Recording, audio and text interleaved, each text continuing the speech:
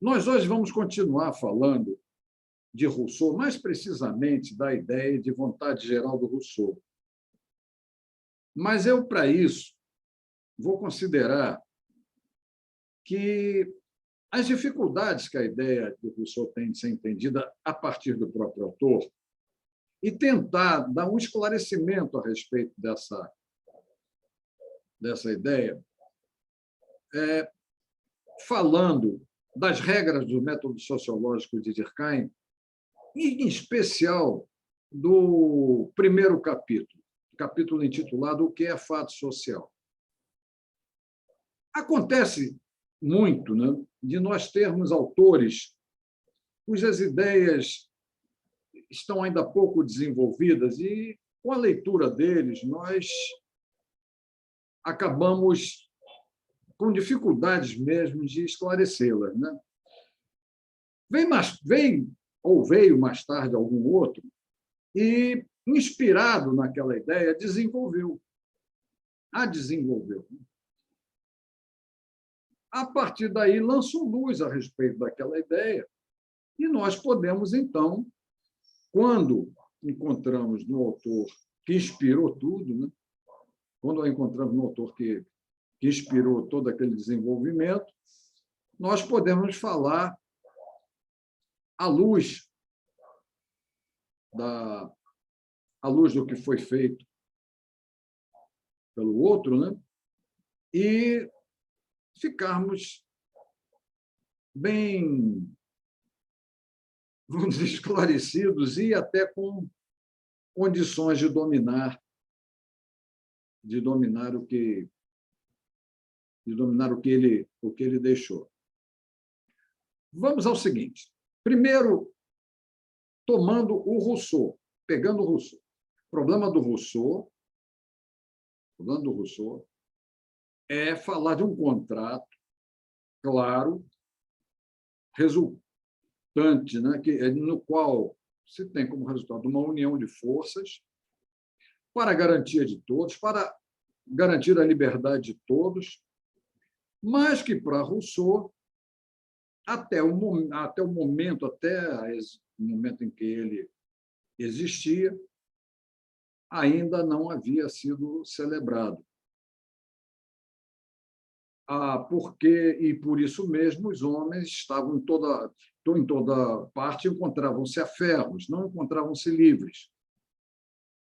Daí, ele, por razões muito pessoais, como nós vimos na aula passada, propôs o seguinte: para que se chegasse a um contrato social que finalmente desse aos homens a liberdade em sociedade, que não seria a mesma que tiveram em estado de natureza, mas que seria, apesar de tudo, liberdade, uma liberdade. E a questão está presa exatamente a esse ponto, né? A esse ideal, o ideal de liberdade. Se na natureza os homens eram livres, em sociedades não são, vamos fazer com que sejam livres em liberdade. Então, veio aquela fórmula que eu simplifiquei para vocês, ou melhor, o Alexandre Dumas simplificou para todos nós, pondo como lema dos três mosqueteiros: um por todos e todos por um. E nós vimos que essa fórmula, né, sintetizada pelo Alexandre Dumas, ela dizia respeito à seguinte proposta de Rousseau: dando cada um inteiro ao todo, não se dá nada a ninguém em particular. Tá? Vamos ler aqui as palavras do Rousseau. Problema. Vamos recapitular. Problema: encontrar uma forma de associação que defenda e proteja com toda a força comum a pessoa e os bens de cada associado, e pela qual cada um, unindo-se a todos, não obedeça, sem dúvida, mais que a si mesmo e permaneça tão livre como antes. Tal é o problema fundamental ao qual o contrato dá solução.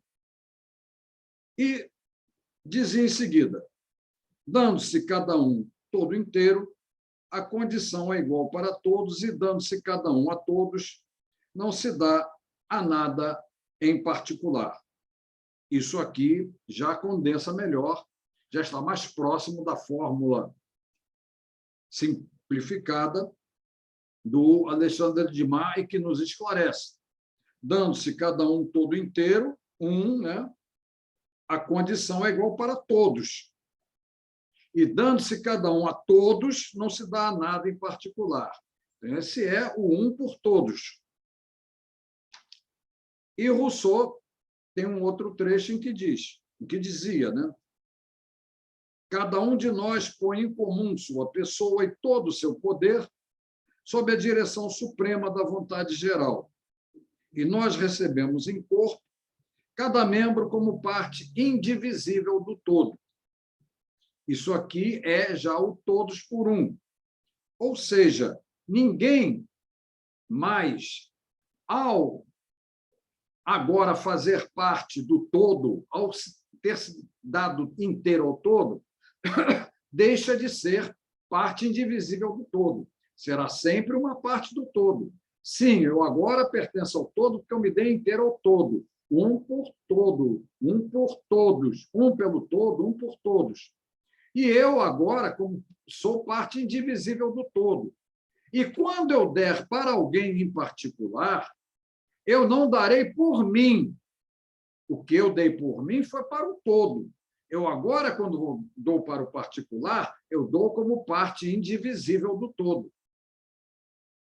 É a tal coisa, eu me dei inteiro ao todo, virei médico. Eu agora vou atender um doente, eu sou parte indivisível do todo, atendendo um particular.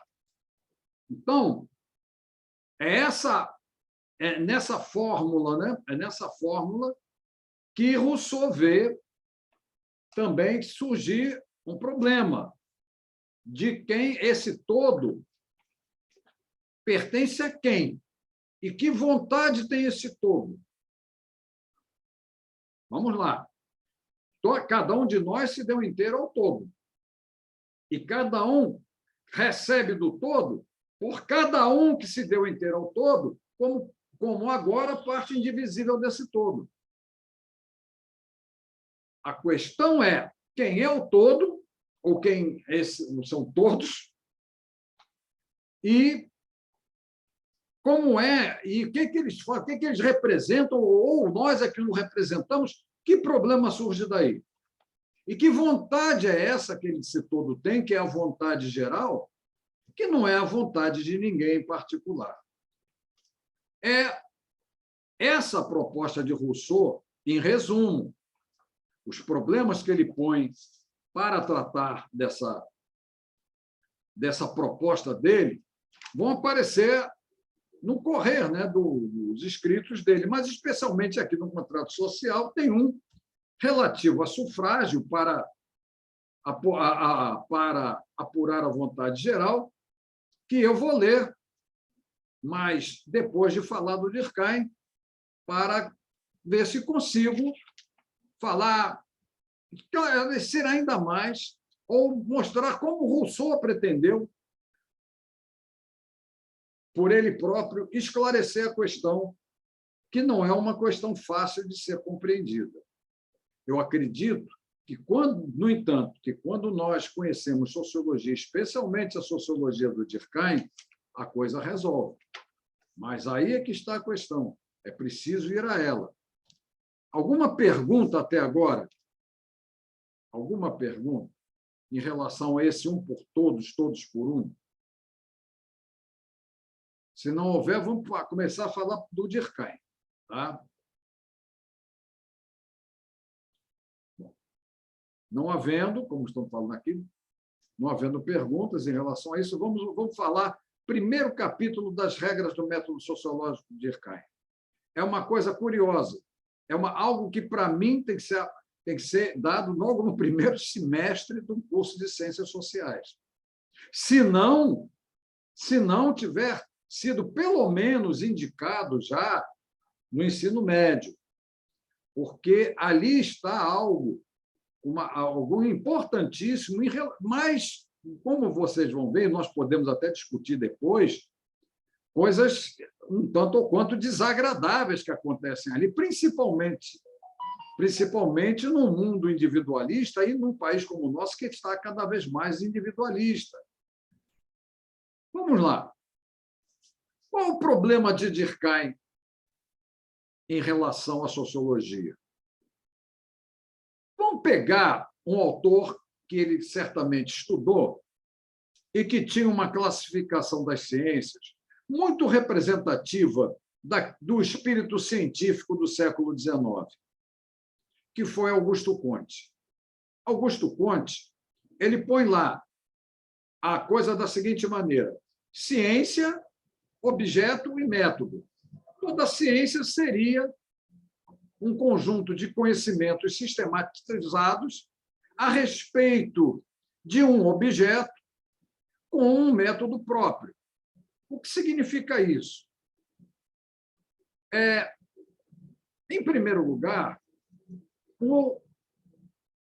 toda a ciência teria que destacar, para ela existir, um campo de fenômenos inconfundíveis entre si, campo de fenômenos que não deixassem dúvidas entre o que pertenceria a um e o que pertenceria a outro, consequentemente, entre o que pertenceria a uma ciência e o que pertenceria a outra ciência.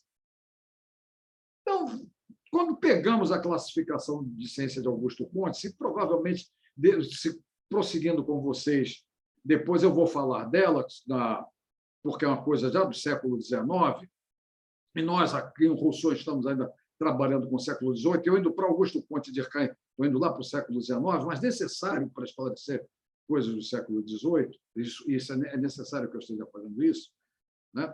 Então, o que passa?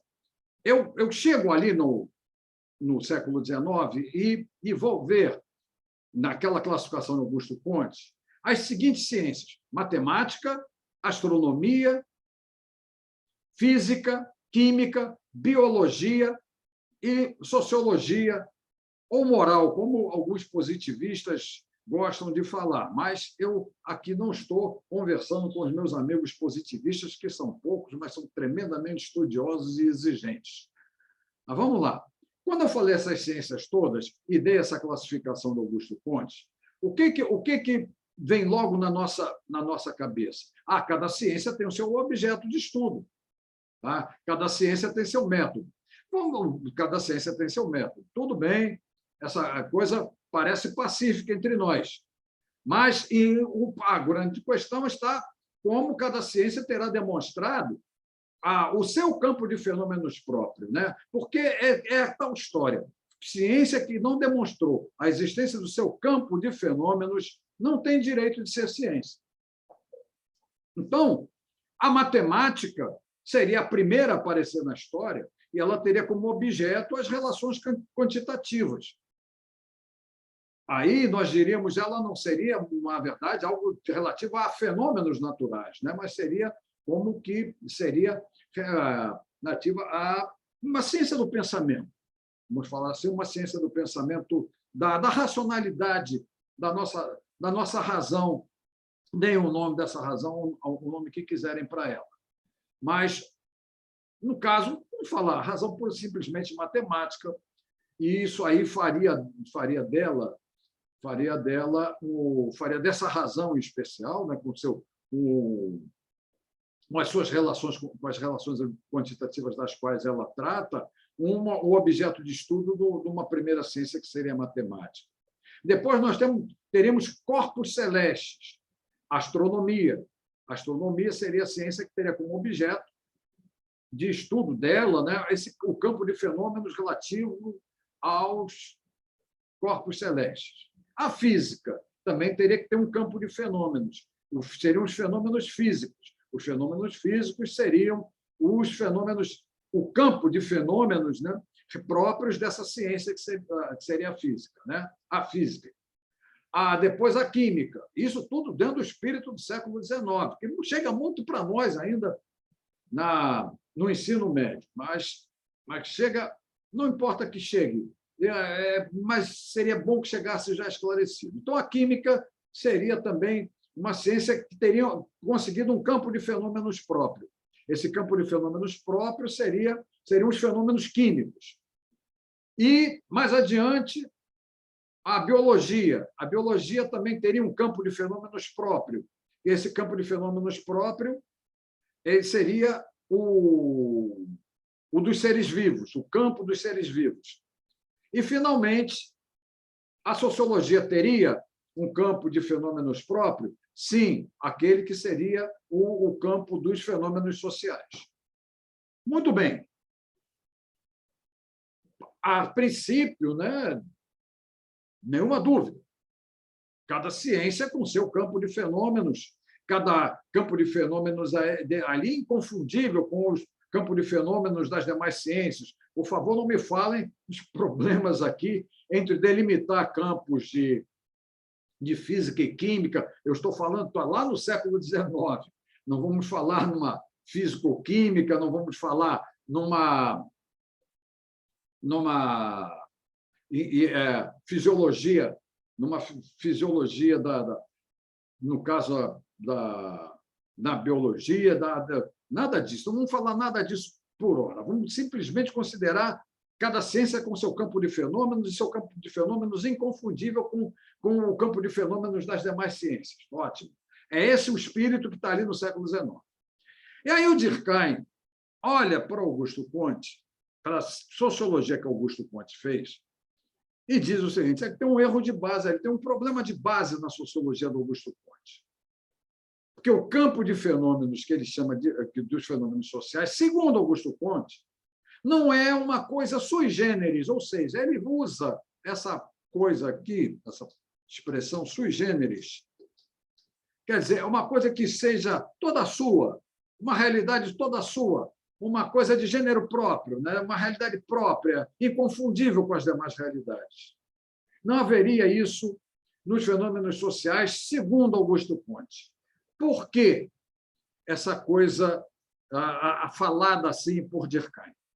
É que Augusto Comte teria levado muito a ideia de que os homens estaria muito embasado na ideia de que os homens seriam, por natureza, gregários. Ou seja, os laços integrativos entre os homens e sociedades seriam derivados da natureza humana. É, na realidade, a mesma ideia que o Aristóteles tem lá com a ideia dele de homem político, que o homem já é, por natureza política, a integração dos homens em sociedade seria devido a essa natureza, à natureza humana. Isso vai ser depois, né, em latim, o homem social, né, o homem companheiro, o homem que está integrado, que só sabe viver integrado a outros. O Durkheim chega para o negócio, não é isso, os cachorros também são gregários, os lobos são gregários, então, tantos bichos gregários, animais gregários nesse mundo, os homens, nesse ponto, serão gregários, mas não é isso que caracteriza o social, absolutamente. Porque, para Durkheim, uma coisa tinha que existir. O social não podia se confundir com nada que não fosse social. Em especial, com nada que fosse de caráter biológico ou psicológico. E era isso que Augusto Comte não estava fazendo. Ou seja, tratar os fenômenos sociais como algo que houvesse marcado realmente a sua distinção de outras naturezas, de outras realidades, às vezes existentes até nos próprios homens, como, no caso, as realidades biológica e psicológica. Então, o que faz o Durkheim?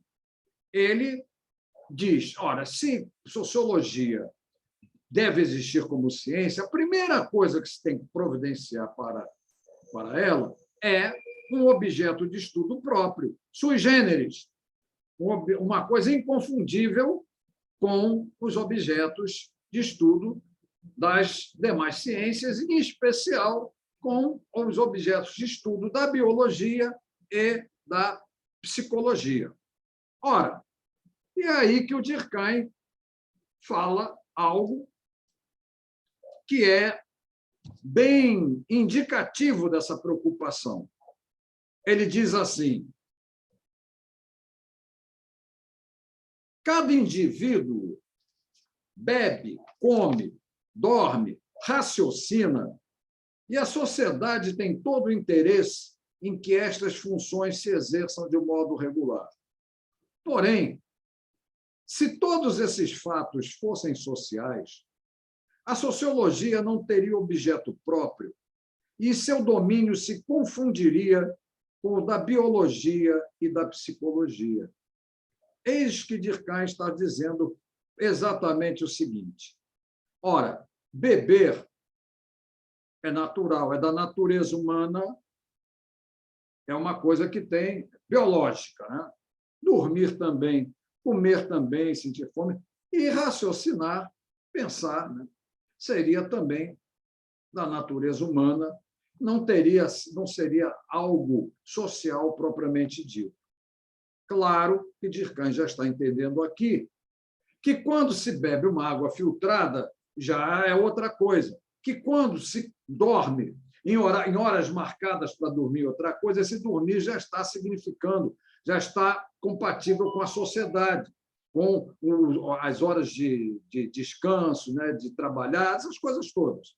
Claro que comer também é algo que tem tudo a ver com as pessoas poderem ou não comer em sociedade, passarem fome ou não em sociedade, tem tudo isso a ver, mas Durkheim está se referindo ao fato de que essas funções, a raiz dessas funções, a raiz dessas demandas que a espécie humana tem, a raiz disso é de caráter biológico. Então, não é social propriamente dito. Tá? Então, e raciocinar também seria algo próprio do animal homem. O problema é como ele raciocina, aí já é uma coisa que já entra a vida dele em sociedade, e Durkheim até o momento não estava, até aquele momento que falou isso aqui, não está ainda entrando nessas coisas que seriam como se bebe, como se dorme, como se come e como se raciocina quando se está em sociedade. Tá?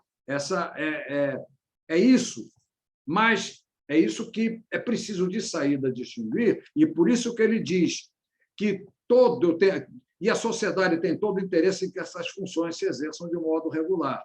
Mas, é claro, essas funções não são de natureza social. Quando o social entra nessas funções, ou põe uma ordem nessas funções, essas funções já passam a estar socializadas, vamos dizer assim, né? Já passam a ter uma existência social, aí a história é outra. Mas a raiz delas não é absolutamente social. Não sei se ficou claro o que eu falei até agora. Quando houver dúvida, por favor, manifeste-se aqui no chat. Professor, repete, ou fala aí, professor, repete. Mas vamos ver isso. Essa ideia do Durkheim marca também para nós o seguinte: eu não posso tomar nada que seja biológico ou psicológico como coisa social. Tá? Como coisa social. Mas, como nós vamos ver na sequência das coisas, o Durkheim vai ver em sociedade essas coisas se misturarem. Os homens comem, os homens bebem, os homens raciocinam e tudo. O Durkheim vai ver essas coisas existirem em sociedade. A questão para o Durkheim vai ser separar essas coisas na hora de pensar. Eu vou pensar o que é a fome como uma coisa que vem de um mecanismo fisiológico, né? Fisiológico, de todos os animais, diga-se de passagem, né? E vamos ver como é que o que seria isso quando tem uma expressão social. Aí já é outra coisa. Já entrou, já tem outro tipo de existência. Ou já está combinado a um outro tipo de existência. Então, há uma questão aqui clara para Durkheim, né? Não sei, já devem ter visto, né? Que falam lá em química, né? Naquela coisa quando você tem uma solução qualquer em que misturaram um monte de coisas, que para você separar aquelas coisas ali, você tem que fazer uma decantação, né? Uma decantação. Como a centrifugação, por exemplo, ela é uma decantação também, né? É uma decantação feita em alta velocidade, que você vai separando os elementos de uma solução. Então, no caso, o Durkheim faz, eu que estou usando essa comparação aqui, essa responsabilidade é minha, o que ele faz é uma decantação intelectual. Ele faz intelectualmente, separa intelectualmente para pensar aquilo que, na realidade, não está separado. Tá? Não está separado. Ou seja, a nossa biologia, a nossa psicologia, essas duas coisas, essas coisas não estão separadas da nossa existência social. Então, para pensar o social, tem que fazer uma separação mental com a cabeça, né? Separar, fazer essa decantação intelectual para separar para mim o social. E é isso que o Durkheim quer.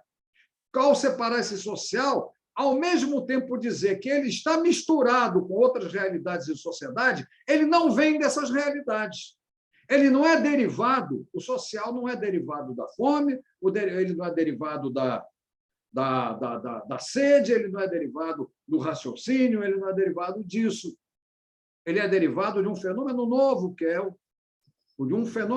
os homens viverem em grupo. Mas aí a gente vai ver, esses homens em grupo vão produzir realidades para todos, que todos têm que viver. Vamos lá. Prestem atenção, por favor, me interrompam se sentirem dificuldades. Vamos marcar bem. Durkheim está com um problema danado. Eu quero um objeto de estudo da sociologia puro, inconfundível com o objeto das demais ciências. Vou para a realidade está lá nos grupos ou sociedades. Quando eu olho esse objeto está misturado com outros. Está misturado com objetos da biologia e objetos da psicologia. Mas o que o Durkheim tem na cabeça? Embora misturado com eles, não é derivado deles. Não é derivado deles. Tem vida própria, tem existência própria, e é isso que ele quer mostrar. Tem existência própria, é isso que ele quer ou queria mostrar, dependendo do tempo do verbo aqui, vai variar na exposição, mas não vai alterar, evidentemente, nada o resultado dela. Essa questão que nós temos que considerar. Durkheim parte para a realidade com uma coisa na cabeça. Se o social não puder destacar o social disso, não tem sociologia. A sociologia seria, então, derivada da biologia ou da psicologia. Então, ela seria um caso especial da biologia ou um caso especial da psicologia. O Durkheim dizia que não. O social existe por si só. Está lá misturado com o que é biológico e psicológico, mas ele tem existência própria. Tá? Então, ele começa a fazer uma exposição em que ele tem, de saída, uma preocupação. Eu tenho que simplificar um pouco esse capítulo. Ele tem de sair de uma preocupação, mostrar que o social não nasceu dentro de nós. Tá? O social não nasceu dentro de nós. O social vem de fora de nós. Então, ele tem uma preocupação. Tenho que mostrar que o social é exterior aos indivíduos que o vivem. Tá? O social é exterior a nós, indivíduos que vivemos o social. Muito bem. Ou seja, com palavras que eu já usei em outras aulas, nós que representamos o social. Aí ele vai dar exemplos de correntes sociais. Vamos pular isso aqui. Vocês vão ter, provavelmente, isso lá com o professor de sociologia que pegar vocês e der esse trecho. Vamos passar para algo que já vai nos levar mais a falar desse ponto,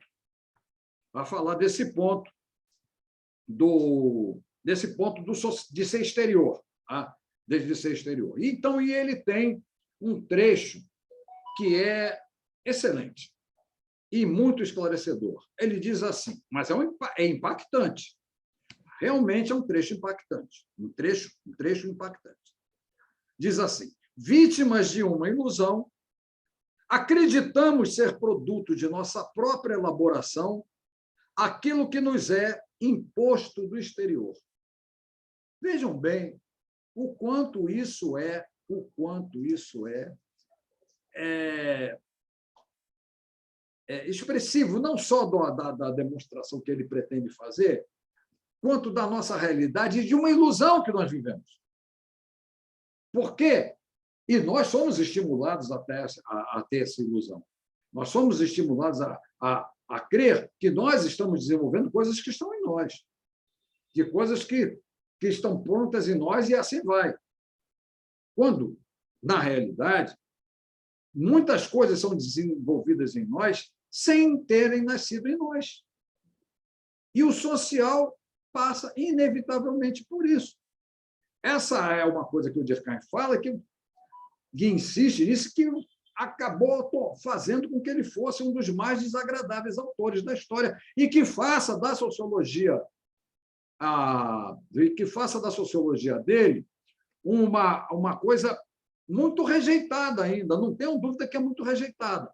Você está pedindo para botar o trecho? Tá, que eu vou botar o trecho aqui. É esse aqui, ó. Vítimas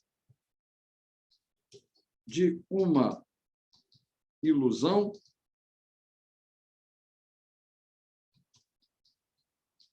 acreditamos. Deixa eu ver, consertar aqui. Vítimas de uma ilusão, acreditamos ser produto de nossa própria elaboração, aquilo que nos é imposto de fora. Tá?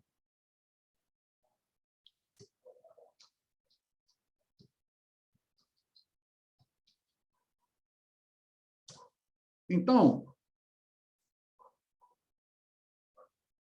pensem bem nessa sentença, guardem bem essa sentença. Guardem. Essa sentença realmente é para guardar. Por que eu digo que ela é para guardar? Porque o Durkheim já está mostrando aí que muitos dos nossos sentimentos não são sentimentos naturais em nós, são sentimentos até sociais. E nós acreditamos, esses sentimentos são tão íntimos em nós, mas tão íntimos que nós acreditamos até que nasceram conosco. O patriotismo, por exemplo, anda embaixo o patriotismo, sem dúvida. O Brasil anda muito embaixo o patriotismo. Mas exatamente esse tipo de... Mas é um tipo de sentimento que nós acreditamos que seja de... Claro, quando temos uma educação moral e cívica, essa coisa toda, nós acreditamos que, tão íntimo que esse sentimento ficou, que ele nasceu conosco, que ele é uma obviedade em nós. Ele já é traço de personalidade em nós, já é presença de um ser social em nós, não é uma coisa da nossa natureza. Mas nós acreditamos. Vergonha, por exemplo. Dizem, né, que eu nunca li, mas dizem que foi para o Vaz do Caminha, ficou assim, surpreso dos índios ficarem nus ali sem vergonha nenhuma. Porque a vergonha é um sentimento que vem da sociedade.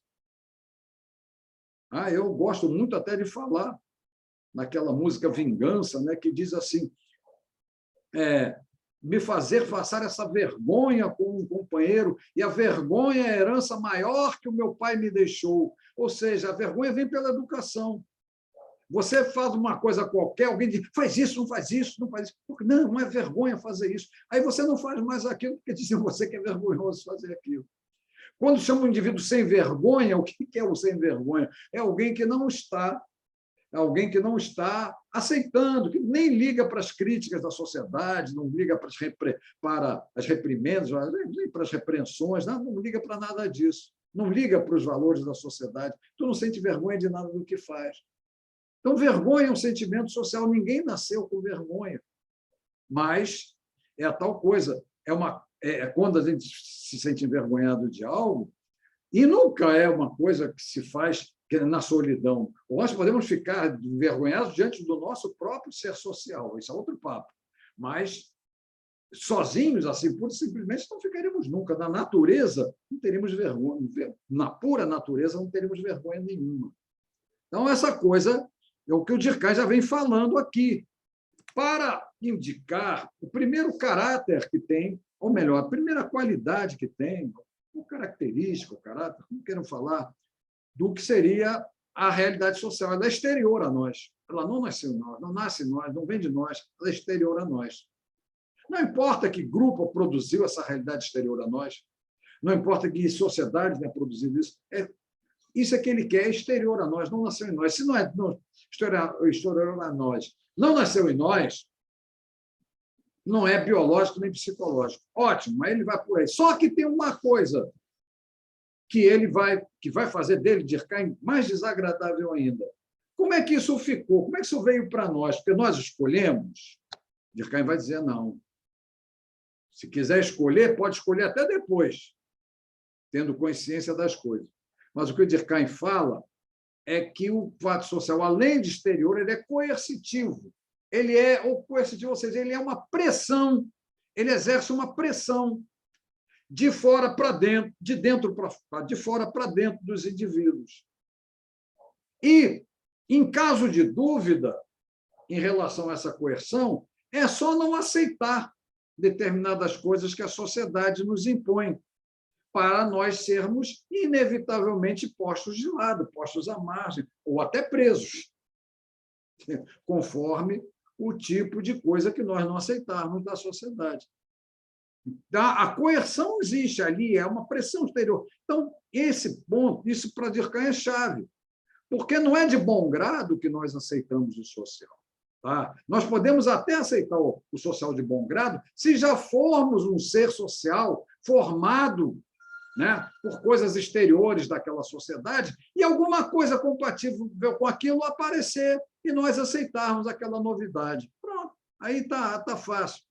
Mas a questão para Durkheim é que a coisa é exterior e é contrária à natureza humana e é contrária à própria condição psicológica dos homens. Então, só por meio de coerção mesmo é que vai para dominar. E quanto mais nós resistirmos, mais vamos sentir a coerção. E quanto menos resistirmos, não vamos sentir a coerção. E o fato de não sentirmos a coerção vai nos dar mais ainda a ilusão de que o social é natural em nós. Poxa, porque nós aceitamos o social completamente, então ele não nos parece coercitivo. Essa é o outro lado da história, é o outro lado da história para Durkheim. Só que tem mais uma outra coisa. Nós já estamos vendo que o fato social para o Durkheim é coercitivo, é exterior, é coercitivo, e a questão que se pergunta, num grupo ou sociedade em que existe, né, o fato social, ele está presente em todos os indivíduos, não está? Como é que é a coisa?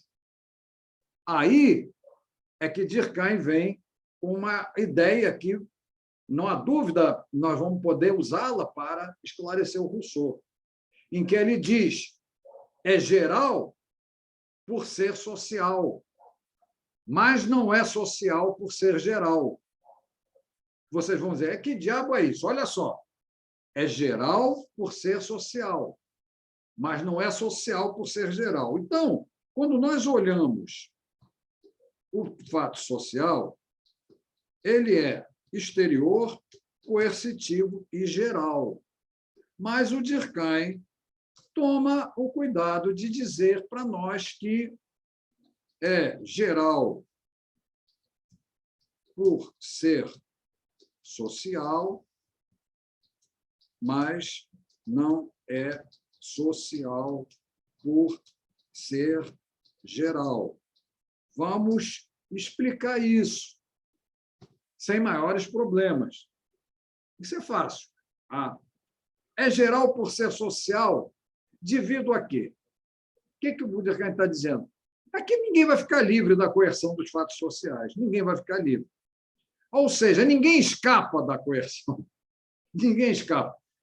Pode não aceitar o fato, pode fugir, pode, sei lá, mas ninguém vai escapar da coerção do fato social. Está vivendo em sociedade? o fato social vai atrás de você para você cumpri-lo, para você vivê-lo. Tá? Ele não livra a cara de ninguém. Ele é exterior, sim, e para existir tem que existir nas ações das pessoas. Então, há uma coerção que vai pegar todo mundo, e é geral por isso. Só que tem uma coisa, outras coisas em sociedade também são gerais, mas não são sociais. Respirar é geral? É. Ter fome é geral? É. Ter sede é geral? É. Raciocinar é geral? É. Mas essas coisas não são sociais. Então, nem tudo que é geral é social. Mas tudo que é social é geral. Mas esse tudo que é social é geral significa que o seguinte, que todo mundo vai lá. O social vai atrás de todo mundo. Todo mundo respira. O social quer ser que nem a respiração. Está presente em todo mundo. Não sei se essa maneira exagerada de eu falar aqui, mas ela deu para entender o que o social é. O social não quer deixar ninguém escapar dele. E quem é o social, na verdade? Não, o social, na verdade, vem por meio de nós, das nossas ações. Que esse social, aí que nós vamos ver, ele não é de ninguém. Esse social, na realidade, ele não é de ninguém. Por mais que alguém se sinta dono dele, por mais que alguém se sinta totalmente compatível com os valores da sociedade, que se sinta dono dele, o social, em rigor, não é dele. O social vem da existência dos homens, que faz com que eles criem diferentes coisas para integrá-los, e que essas coisas têm de ser vividas por eles. Vamos já à outra sentença do Durkheim,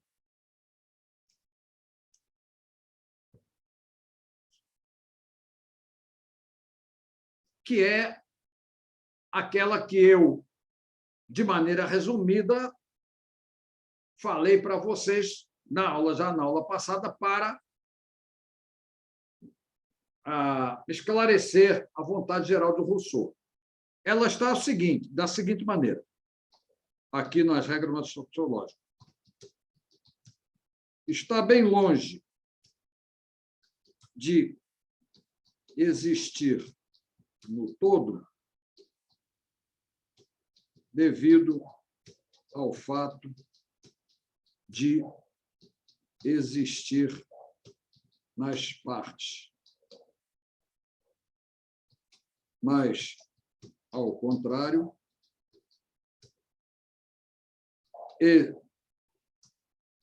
existe nas partes todas, porque existe no todo. Eu simplifiquei e vejo também essa sentença dizendo o seguinte: está nas partes porque está no todo, mas não está no todo porque não está nas partes, porque está nas partes. Daí a frase como o Durkheim enuncia, né, está bem longe de existir no todo devido ao fato de existir nas partes. Mas, ao contrário, existe nas partes todas porque existe no todo. Aí está um por todos, todos por um do Rousseau. Como assim? Porque nós somos partes indivisíveis do todo. Então, o todo está em nós. O todo está em nós. Mas ele todo não representa nenhum de nós em particular. No caso do Rousseau, nem a maioria. O que o Durkheim vai fazer a partir daí? Encaminhar, então, uma definição de fato social que será enunciada assim: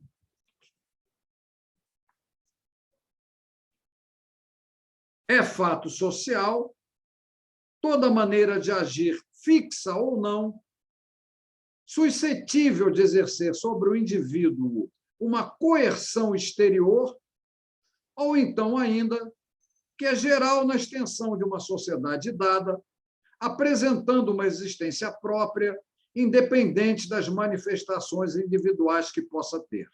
Vamos examinar isso aqui, especialmente esse final. É geral na extensão de uma sociedade. Primeira coisa, é uma maneira de agir, que está em todos nós e que é coercitiva sobre todos nós. Notem bem, o desagradável do Durkheim é isso, que essa coerção, esse fato social, é uma maneira de agir nossa, aí se torna uma maneira de agir nossa. E, ao nós agirmos, isso é coercitivo.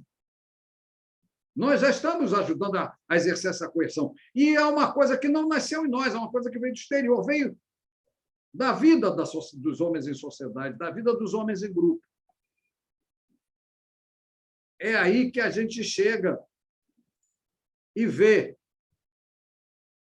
exterior, que é uma coerção exterior, mas que cada um de nós vai mostrar que foi pego por essa coisa que veio do exterior e é coercitiva na sua maneira de agir. Cada um de nós vai mostrar isso. Muito bem. Pois não. Professor, uma forma de amenizar essa situação da coerção, né, das representações, que eles chamam de representações coletivas, não teria sido as representações sociais, depois formulada pelo Moscovici, que ele vai amenizar essa característica de coerção. Ele vai dizer que as representações sociais são saberes compartilhados e tal. Não, para o Durkheim não tem essa... Eu não sei o que você está querendo falar, porque está difícil para eu ouvir, como sempre, né? Mas... Eu estou falando, na verdade, das representações sociais formuladas pelo Sérgio Moscovici, da França. Por quem? Moscovici, cada um fala de um jeito. Ele trabalha em cima das representações coletivas de Durkheim, e ele ameniza essa situação das representações da eu não conheço o autor, pelo que você está me falando aí, é um autor que eu não conheço, não estou reconhecendo esse autor. Tudo bem, tudo bem. É da Mas o que ele social, faz? Mas o que ele faz? Ele está dizendo o quê? Ele vai dizer que essas representações formuladas, né, ele parte do princípio de Durkheim, das representações coletivas de Durkheim. Mas ele vai dizer que essas representações, elas na verdade são criadas através de saberes compartilhados, né? O objeto ele é construído na medida que esses saberes são compartilhados e tal. Então ele vai tirar um pouco da força da coercitividade que Durkheim defendia. Olha, eu não não concordo com esse, se o raciocínio for esse, eu não concordo não, porque até na exposição do Durkheim está muito claro de que você não resistia ao caso, até concordar com os valores que passam para você, né? Não tira absolutamente o caráter coercitivo dele. Pelo que você está me falando aí, há uma ideia de compartilhar valores e tal, e as pessoas viverem aqueles valores porque concordaram com aqueles valores e compartilham. Eu não sei, acho que o Durkheim não veria nisso ausência de coerção, não. A concordância com algo não há ausência de coerção. Eu preciso fazer uma pergunta, que eu não tenho o nome dele, se você puder escrever aqui o nome do autor, porque eu estou escutando mal para burro. Então, o que acontece? Mas o que está me parecendo nisso aí? Esse cara está falando de democracia, não está, não?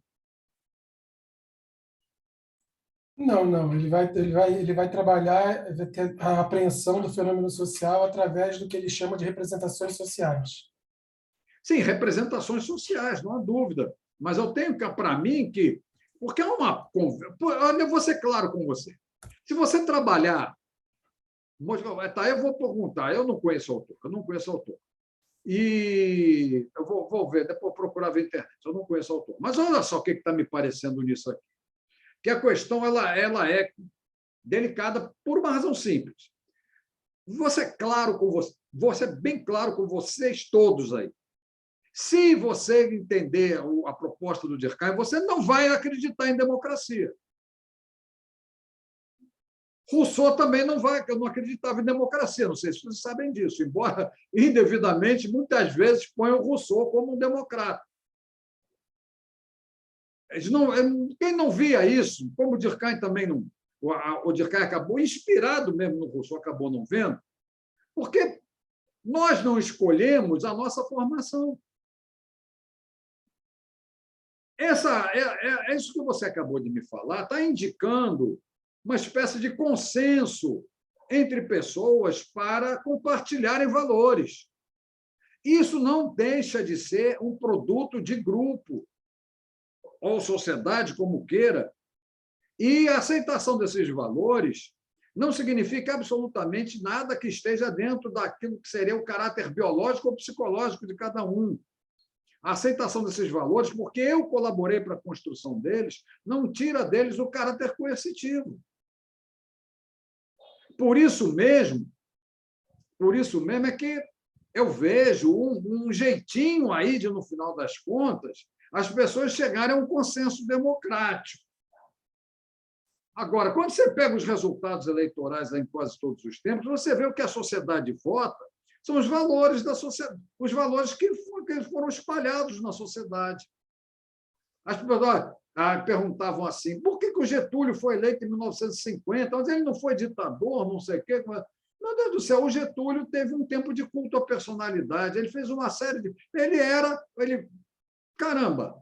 Onde teve uma boa parte da sociedade debaixo de um departamento de imprensa e propaganda favorável a ele, que fazia, que colaborava no culto de personalidade. E aí o Brasil tem um período de comportamento eleitoral getulista, não há dúvida. Primeiro até elegendo o Dutra, apoiado por ele, depois elegendo ele Getúlio, depois elegendo, depois do suicídio dele, muitos homens dos partidos que ele fundou, PTB e PSD, que, em geral, iam para as eleições coligados. Então, quando você pega, por exemplo, 1994, no meio do caminho, eu olhei, eu disse, eu não vou votar nessa eleição, não vou legitimar isso aí, não. Anulei o voto naquela eleição do Fernando Henrique, que é a primeira que ele ligou por maioria absoluta, porque eu disse assim, caramba, o Brasil passou por uma mudança de valores, por um crescimento dos valores individualistas no Brasil, e o Fernando Henrique, ele, como qualquer um, ele foi é o cara que vai representar isso. O que eu vou fazer nessa história? O que eu vou fazer nessa história? Esses valores estão aí. E foi lá, o cara ganhou 2 eleições por maioria absoluta, sem ser líder de massa, sem nada. O que ele foi, na verdade? Representante daqueles valores, que cresceram na sociedade brasileira e se expressaram eleitoralmente ali.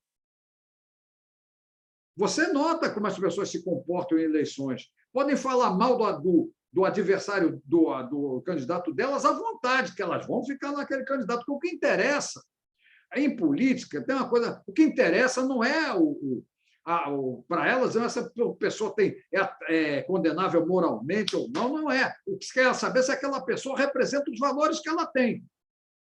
E aí, elas, ao se sentir representada naqueles valores, ela age até como se ela não estivesse debaixo da coerção daqueles valores. Eu tenho a impressão que a coisa passa por aí. É duro, o negócio é complicado. O Durkheim é muito desagradável, mas muito desagradável mesmo. É claro que ele não tira absolutamente as condições pessoais de cada um, né? Mas quando ele diz aqui que o fato é geral na extensão de uma sociedade dada, apresentando uma existência própria, independente das manifestações individuais que possa ter, aí é que está. Eu posso ter uma sociedade com uma unanimidade em relação a determinados valores, todo mundo concordando com aquilo. Mas o que acontece... E posso ter uma sociedade que as pessoas brigam contra ou a favor de determinados valores. Mas e daí? Os valores existem. Então, independente das manifestações individuais que possa ter. Vamos ser bem claros. Casamento era indissolúvel, as pessoas eram mais a favor disso, outras a favor do divórcio, não sei o quê, tá. Pouco importa. O que mostra que o fato social, o casamento, é coercitivo. Quando a gente vai para a lei lá mudar, a gente muda a coerção que a sociedade está usando em nós. Mas, apesar daquela coerção, você pode também viver situações em que as pessoas cobram valores que não estão na lei, apesar de tudo. Querem que o casamento seja indissolúvel, embora hoje em dia não exista mais isso. Vamos ser bem claros, né? Nessa coisa o casamento é um ótimo exemplo, porque você pega o casamento civil. O casamento civil, na boa mesmo, como casamento civil, ele é um contrato. Um contrato. Pura e simplesmente um contrato de vida em comum, conjugal, nada disso. Por isso, é absolutamente tranquilo que o casamento civil possa ser um casamento homossexual, não tem problema. Afinal de contas, aquele mandamento, crescei-vos e multiplicai-vos, não se aplica no casamento civil. Mas o casamento civil ainda vai mais longe.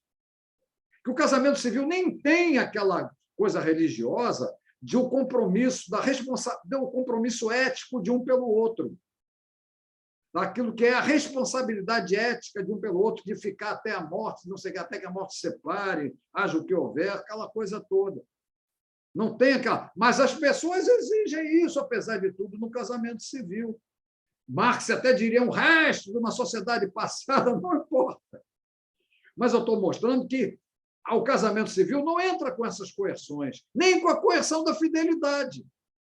Nem da procriação, nem da fidelidade, mas os contratantes em si, por fora, e também a vizinhança, né? Vamos ter bem claro, a vizinhança, ela já bota aquele tipo de coisa em simples, até num simples casal de namorados. Imagina em casados apenas no civil. Já começam a achar que não sei quem está traindo, não está traindo, aquela coisa toda. Tá, casamento aberto, não é casamento aberto, vale tudo, não vale tudo. É aquela história. Você, no casamento civil, você não pode nem dizer que um está traindo o outro, que eles não tem esse compromisso, a não ser que eles, em particular, tenham assumido esse compromisso entre eles. Não sei se fica claro isso que eu estou falando. As situações que nós podemos dar como exemplo, elas têm variáveis para tudo quanto é lado. A importância que o Dirkheim aqui no caso é o que será coercitivo. Como eu estou te dando, o casamento civil não obriga a nada disso. Aí, de repente, o cara casou, mas o homem é estéril, a mulher é estéril. Vou separar porque ele não me dá filhos ou ela não me dá filhos. O que é isso, caramba? Isso não estava lá no casamento somente civil. O crescei-vos e multiplicai-vos não estava lá. Tá? Então, como é que vai ficar a coisa? E vai por aí. Antes havia o crime de adultério, né, que jogava em cima das mulheres. Hoje não existe mais isso. Mas as pessoas, elas cobram fidelidade umas das outras. Por razões civis? Não. Razões delas. Razões que elas até vão reduzir a sociedade a um casal. Esse casal criou valores só para a vida deles, para a vida conjugal deles. Esses valores são coercitivos na vida conjugal deles. É eles dois que criaram. O casamento civil não botou nada, só fez o contrato. Mas as pessoas criaram. Não, você tem que vir para cá, tem que ter isso, tem que ter aquilo, tem que ter aquilo. Entre elas é que criam as coisas que são. Um par está criando coisas que são rigorosamente exterior. Por que exterior? Porque não está nem num nem outra coisa. É criada em comum para ser coercitivo e valer para os dois. Estou conseguindo deixar clara a coisa? Tá? Temos pouco tempo, vamos agora para a questão do sufrágio Rousseau. Mas esse Serge Moscovitch, eu vou procurar, eu não conheço, confesso a você, não conheço.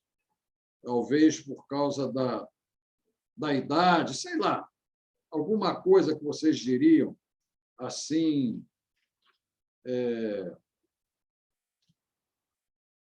que seria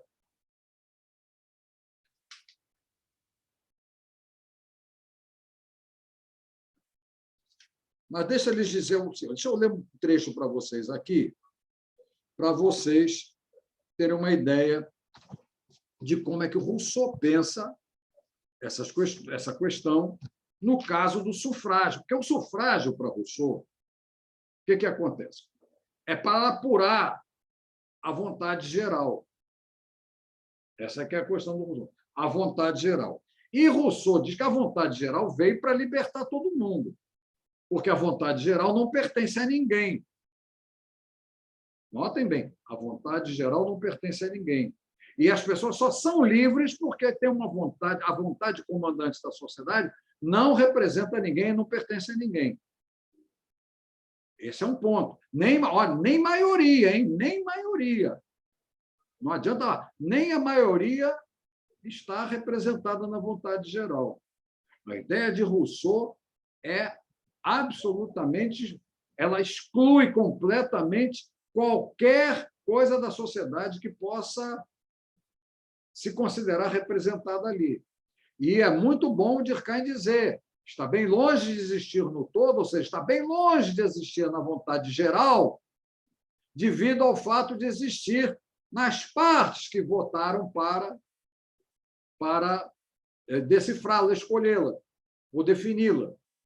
Mas, ao contrário, existe em todo mundo que vota porque existe na vontade geral. Não sei se melhorou a coisa para nós vermos agora. Então, a questão é posta por Rousseau da seguinte maneira, aqui vamos examinar enquanto a gente ainda tem tempo da aula disponível. Fora desse contrato primitivo, e em consequência do próprio contrato, o voto dos mais numerosos sempre obriga os demais. É isso que começa. Se o voto dos mais numerosos obriga os demais, será que não há uma ditadura de maioria para cima de mim, que votei entre os que não estão, que votaram na maioria de votos? Vamos lá. Pergunta-se, porém, como o homem pode ser livre e forçado a conformar-se com vontades que não a sua? Como os opositores serão livres e submetidos a leis que não consentiram? De saída, essas vontades, obedecer à vontade que não é a sua, porque, no fundo, o Rousseau diz que a vontade geral não é de ninguém. Então, qualquer uma em sociedade vai obedecer a uma vontade que não é a sua, uma vontade do todo. A questão do sufrágio é para apurar qual é a vontade do todo. Aí ele diz, o Rousseau, respondo que a questão está mal proposta. O cidadão consente todas as leis, mesmo as aprovadas contra sua vontade, e até aquelas que o punem quando ousa violar uma delas. Vou repetir. O cidadão consente todas as leis, mesmo as aprovadas contra sua vontade, e até aquelas que o punem quando ousa violar uma delas. Nós temos que admitir que o Rousseau está falando no cidadão. Não sou eu, homem natural, que estou ali dizendo se é bom ou não é. É o cidadão que eu sou que está consentindo. Eu, homem natural, talvez joguei aqui para o meu cidadão, para o cidadão que eu sou, pô, cai nessa não topo essa não, porque eu, homem natural, estou querendo outra coisa. Pode até ter acontecido isso, mas o cidadão, quem vive em sociedade é o cidadão, não é o homem natural. E quem é livre em sociedade é o cidadão, não é o homem natural. Nunca esquecendo que Rousseau há uma descontinuidade de natureza para a sociedade. Em natureza havia uma liberdade que era a liberdade natural. Agora, em sociedade, haverá uma liberdade diferente, uma liberdade civil, uma liberdade de cidadão. A vontade constante de todos os membros do Estado é a vontade geral. Por ela é que são cidadãos e livres. Quando se propõe uma lei na Assembleia do Povo, o que se lhes pergunta não é precisamente se aprovam ou rejeitam a proposta, mas se estão ou não de acordo com a vontade geral, que é a deles cidadãos. Cada um, dando o seu sufrágio, dá com isso a sua opinião. e do cálculo dos votos se conclui a declaração da vontade geral. Quando, pois, domina a opinião contrária à minha, tal coisa não prova senão que eu me enganara e que aquilo que julgava ser a vontade geral não o era.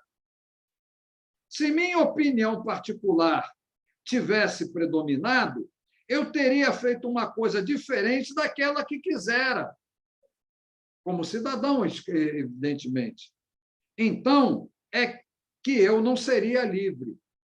O que acontece aqui que nós podemos desenvolver nessa proposta do Rousseau? É que nós votamos e tal, e no que votamos, o nosso candidato não ganhou. Aí, aí que né, ficamos inconformados, aquela coisa toda, aí veio o Rousseau, né? Baixou lá num centro qualquer, o médium veio, sou eu, Rousseau, quero falar com você. O Rousseau fala, pois não. Aí o Rousseau diz, olha, o que acontece nessa história é simples. Você votou como cidadão. Você votou como cidadão, achando como cidadão que o melhor para o país é isso tudo. Mas os outros também são cidadãos. E eu não posso garantir que os outros pensem como cidadãos da mesma maneira que você pensa. Eles são cidadãos também. Eles podem pensar de outra maneira. Mas você agora não vai brigar contra eles, você vai perder sua liberdade. Vai perder o seu direito de continuar vivendo com a proteção da própria sociedade. Você é cidadão. Você tem que chegar no fundo e dizer assim, se o país quer assim, que seja assim. Ou agora, aí eu viro para o Rousseau, muito na bronca, digo, Rousseau, para quem gosta de merda, é um bom prato que está aí. Se a cidadania quiser essa merda, tudo bem. É o que ela quer, ela que vá comendo. Entenderam o que eu estou falando? Com essa carga de palavrão no final de um eleitor inconformado. Por exemplo, né? Deu para entender como é que a coisa fica? Essa é a tal história. Você elegeu não sei quem, não era o candidato, o Rousseau diz, caramba, na realidade é o candidato da vontade geral. Mas Rousseau pensa também de um jeito que os nossos políticos não pensam, tá? Isso aí tem outro papo. Na cabeça do Rousseau, a cidadania leva à ação, a ações e sentimentos de cidadão, entendeu? De cidadãos, se quiserem no plural. E é isso que para ele tem que valer em sociedade. Em sociedade, só se pode viver como cidadão. Não se pode mais voltar ao estado natural em sociedade. Há uma descontinuidade. Então, às vezes, você vive essa ambiguidade, mas em sociedade não tem jeito, você agora está nela. Está nela. E você vai viver nela, então, é claro, no fundo, você vai acabar mesmo legitimando. Olha, se você votou, você já legitimou. Você só não legitimaria se você não topasse participar, se você anulasse o voto. Mas se você votou, você já participou, já legitimou, já aceitou, já presente numa votação, você já aceita de saída que a maioria de votos é que vai determinar a vontade geral. Se você já aceitou aquilo de saída, você está consentindo, né? Está legitimando, está consentindo, e aí não tem do que reclamar. É tal coisa, o Brasil é isso mesmo e tal. Porque se vocês pegarem como é que comportava, por exemplo, o pessoal da UDN de 1945 até 65 mesmo, dizia que o povo não sabia votar. Eles não aceitaram isso, por isso eles foram.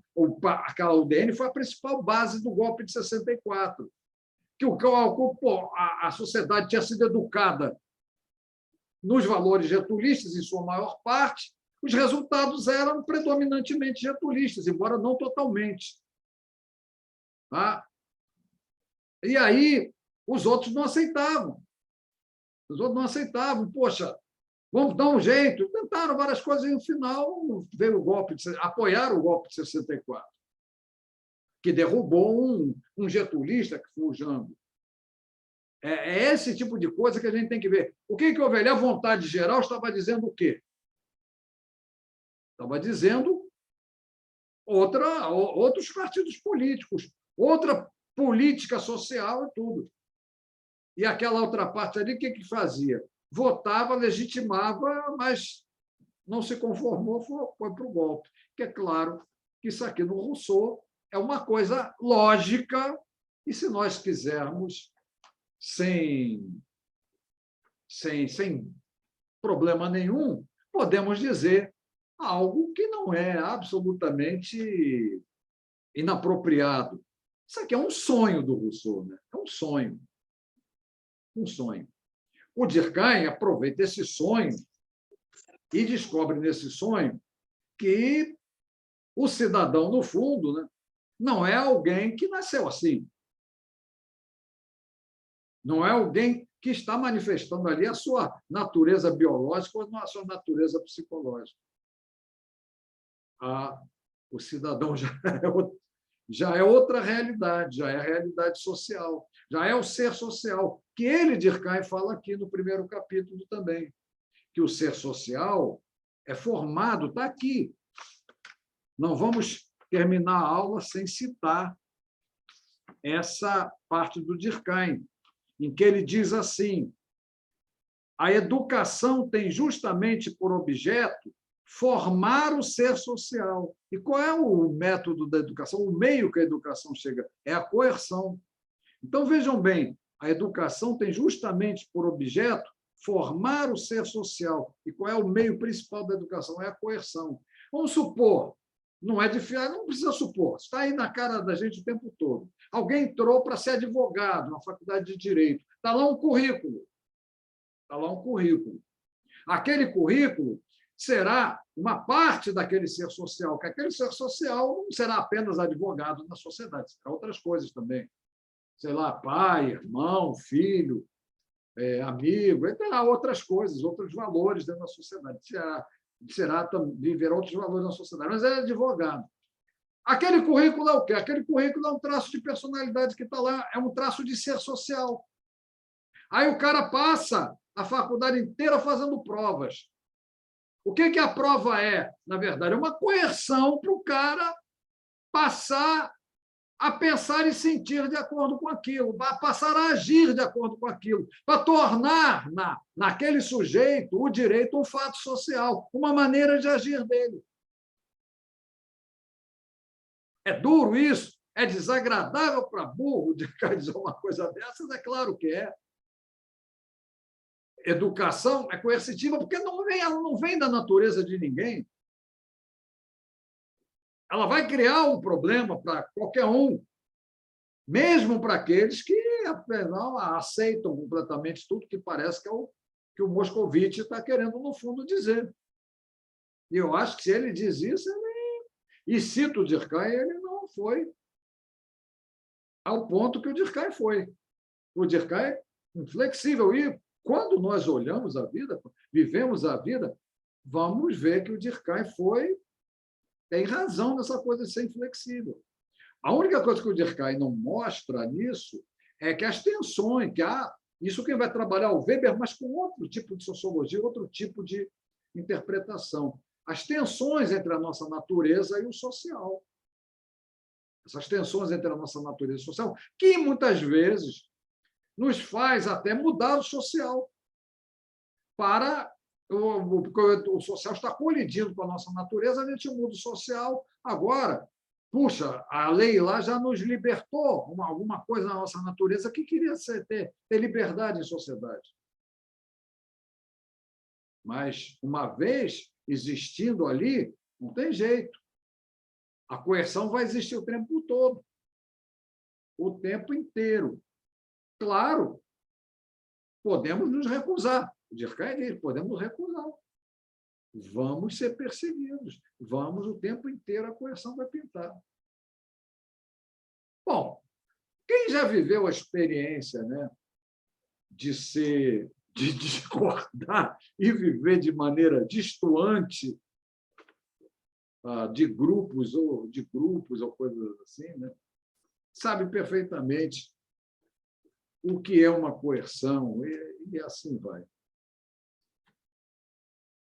Então, ficamos hoje por aqui. Espero que vocês... que eu tenha conseguido, né, passar isso de maneira adequada para vocês pensarem, refletirem e brincarem com isso, porque, apesar dessa coisa chocante, não, do que o Durkheim fala, né, é muito bom pensar nisso, é gostoso pensar nisso. Mas acho mesmo que nós estamos aqui para isso. Tá bom? Então, podemos continuar conversando aqui depois da aula, mas eu já vou interromper a gravação.